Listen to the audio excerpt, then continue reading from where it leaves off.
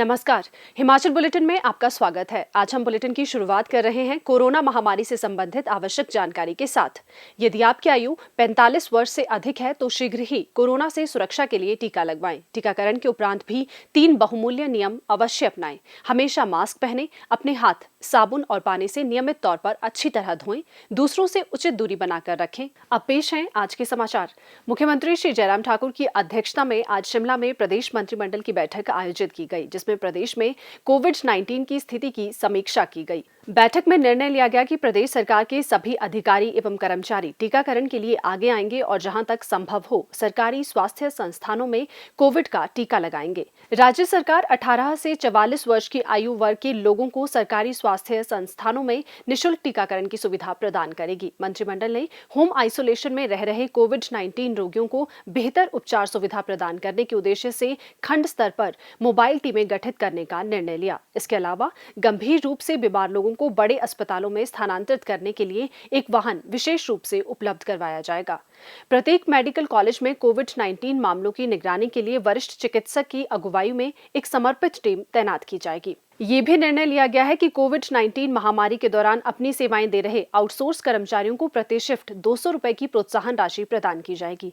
बैठक में ये भी निर्णय लिया गया है कि होम आइसोलेशन में रह रहे लोगों को बेहतर उपचार की सुविधा प्रदान करने के साथ साथ सरकार उन्हें न्यूट्रिशन किट भी प्रदान करेगी। मंत्रिमंडल ने उन दैनिक और कंटीजेंट वर्कर्स की सेवाएं नियमित करने का निर्णय लिया है जिन्होंने 31 मार्च 2021 को अपने निरंतर सेवाकाल के 5 वर्ष पूरे कर लिए हैं अथवा 30 सितंबर 2021 को पूरा करने जा रहे हैं। इन्हें विभिन्न विभागों में रिक्त पड़े पदों पर नियमित किया जाएगा। बैठक में विभिन्न विभागों में कार्यरत उन अनुबंध कर्मचारियों के सेवाकाल को नियमित करने का निर्णय लिया गया है जिन्होंने 31 मार्च 2021 को 3 वर्ष का सेवाकाल पूरा किया है अथवा जिनका सेवाकाल 30 सितंबर 2021 को पूरा होने जा रहा है। मंत्रिमंडल ने उन अंशकालिक कार्यकर्ताओं की सेवाओं को विभिन्न विभागों में दैनिक भोगी के रूप में परिवर्तित करने का भी निर्णय लिया है जिन्होंने 31 मार्च 2021 को 8 वर्ष का निरंतर सेवाकाल पूरा कर लिया है अथवा 30 सितंबर 2021 को पूरा करने जा रहे हैं। मंत्रिमंडल ने मंडी जिला के बाली चौकी में राज्य सेरी उद्यमिता विकास नवाचार केंद्र में तकनीकी और मिनिस्ट्रियल स्टाफ के 19 पद भरने का निर्णय लिया है ताकि हाल ही में खोले गए इस केंद्र का कार्य सुचारू रूप से चल सके। बैठक में ग्रामीण विकास विभाग में सीधी भर्ती के माध्यम से खंड विकास अधिकारी के 2 पद भरने को स्वीकृति प्रदान की गई। मंत्रिमंडल ने विभिन्न श्रेणी के 26 पद सृजित करने के साथ मंडी जिले की धर्मपुर तहसील के अंतर्गत बरोटी में राजकीय औद्योगिक प्रशिक्षण संस्थान खोलने को संस्तुति प्रदान की गई। मुख्यमंत्री और मंत्रिमंडल के अन्य सदस्यों ने बैठक के दौरान मुख्यमंत्री कोविड फंड के लिए अपने 1 माह के वेतन का अंशदान किया। मुख्यमंत्री श्री जयराम ठाकुर ने मुख्य सचिव श्री अनिल खाची को चेक भेंट किए। मुख्यमंत्री श्री जयराम ठाकुर ने प्रदेश में कोविड-19 की स्थिति को लेकर आज शिमला से वर्चुअल माध्यम द्वारा शहरी स्थानीय निकायों के सदस्यों को संबोधित किया। इस अवसर पर श्री जयराम ठाकुर ने शहरी स्थानीय निकायों के प्रतिनिधियों से संबंधित क्षेत्र में कोविड-19 के कारण होम आइसोलेशन में रखे गए मरीजों के परिवारों के साथ निरंतर संपर्क में रहने का आग्रह किया है ताकि उन्हें किसी भी परेशानी का सामना न करना पड़े और उचित परामर्श के साथ साथ उपचार की सुविधा भी मिल सके। मुख्यमंत्री ने कहा, इस बार का कोविड का ये दौर जो है पीछे से भी ज्यादा बड़ा है, संकट है, ये बड़ा उससे भी बड़ा संकट है। इसलिए हम आपकी एक्टिव पार्टिसिपेशन चाहते हैं। समाज को जागरूक करना ये महत्वपूर्ण है। समाज के बीच में ये जानकारी देना कि मास्क पहनना ही पहनना है, ये बहुत लाजमी है, बहुत आवश्यक है। और उसी तरह से आगे बढ़ करके जो है वो सोशल डिस्टेंसिंग के सिलसिले में जो हमने लागू किए नियम, उन नियमों को लागू करने की जिम्मेवारी आप लोगों की। अपने अपने नगर निगम में, नगर परिषद में, नगर पंचायत में अपने जितने भी काउंसलर है सुनिश्चित करें, शादी करें। शादी करने का हमारा ये नहीं है कि शादी रोकने का हमारा कोई इरादा नहीं है। धाम का आयोजन करना होगा उसको बाद में कर लेंगे, जब कोविड खत्म होगा तो धाम का आयोजन करें। लेकिन फिलहाल तो अभी संकट में तो रुकना पड़ेगा और ऐसी परिस्थिति में आपकी भूमिका उसमें बहुत महत्वपूर्ण है। जो बाहर से जो लोग आ रहे हैं ऐसी जगह से, वो जानकारी मालूम पड़ती है। अभी हमने इस तरह की डायरेक्शन नहीं दी है, हमने कोई नोटिफिकेशन भी नहीं किया, लेकिन आप उनसे इतना तो विनम्र निवेदन करिए, अगर कहीं कोई सिम्टम है, बुखार है, दर्द है, कोई जुकाम ऐसे जैसे लग रहे तो तुरंत उनके टेस्ट के लिए कहिए कि उनको टेस्ट करने के लिए वहां पर जो है कोविड का टेस्ट करवाएं। अगर वो स्थिति नहीं है तो उनसे आग्रह कर सकते हैं आप कि आप अपने परिवार के बीच में जा रहे हैं, परिवार के साथ और लोग भी हमारे इसमें मोहल्ले में हैं, तो ऐसी सूरत में आप होम आइसोलेशन में कुछ दिन के लिए रुकिए, अपने घर में रहिए, कोई आपत्ति नहीं, लेकिन आप आइसोलेट करिए अपने आप को, इतना तो कह सकते हैं। आप लोगों से मेरा ये निवेदन है कि जहां भी इस प्रकार से माइग्रेंट लेबर है, वो हिमाचल प्रदेश के विकास में बहुत बड़ा योगदान देते हैं, इसलिए किसी सूरत में उनको ना जाने दें, उनको कहें कि आप रुकिए, यहीं रुकिए, और उनको इस बात को भी समझाइए, हिमाचल तो पूरे देश में उन प्रदेशों में से है जिन प्रदेशों में कोविड का बहुत ज्यादा असर नहीं है, उतना असर नहीं है जितना बिहार में है, जितना यूपी में है, जितना हरियाणा में है, पंजाब में है, दूसरे स्टेट में। इस बात को भी उनको समझाइए थोड़ा प्यार से, प्रेम से। तो उस बात के लिए मेरा आप सबसे खास तौर से ये जरूर आग्रह करने का है। हमारे नगर निगम, नगर परिषद, नगर पंचायतों में जो सफाई कर्मचारी, उन्होंने बहुत मेहनत की है सही मायने में।